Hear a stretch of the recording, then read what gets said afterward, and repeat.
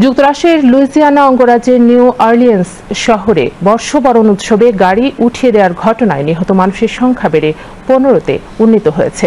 এ সময় সন্দেহভাজন হামলাকারীও পুলিশের গুলিতে নিহত হয়েছেন।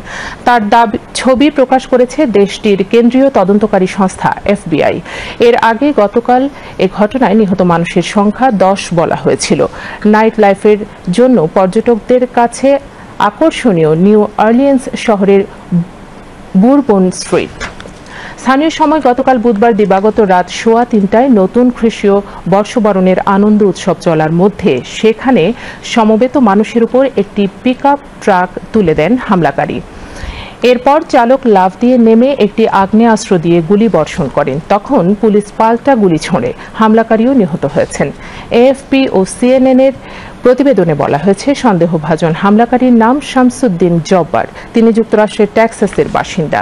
যুক্তরাষ্ট্রের কেন্দ্রীয় তদন্তকারী সংস্থা FBI তার নাম পরিচয় জানিয়েছে, প্রকাশ করেছে ছবিও।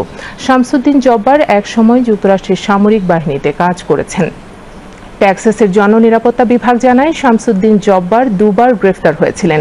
এর মধ্যে ছোট আকারের একটি চুরির ঘটনায় 2002 সালের নভেম্বরে টেক্সাসের কোর্টে গ্রেফতার হন তিনি। দোষী সাব্যস্ত হলে অল্প জরিমানা করা হয় তাকে। ঘটনাটির তদন্তে নেমেছে FBI। শামসুদ্দিন জব্বারের কোনো রাজনৈতিক বা ধর্মীয় মতবাদের সঙ্গে সম্পৃক্ততা আছে কিনা বা তিনি কোনো সন্ত্রাসী সংগঠনের সঙ্গে জড়িত কিনা এসব প্রশ্নের উত্তর খুঁজছেন তদন্তকারী কর্মকর্তারা।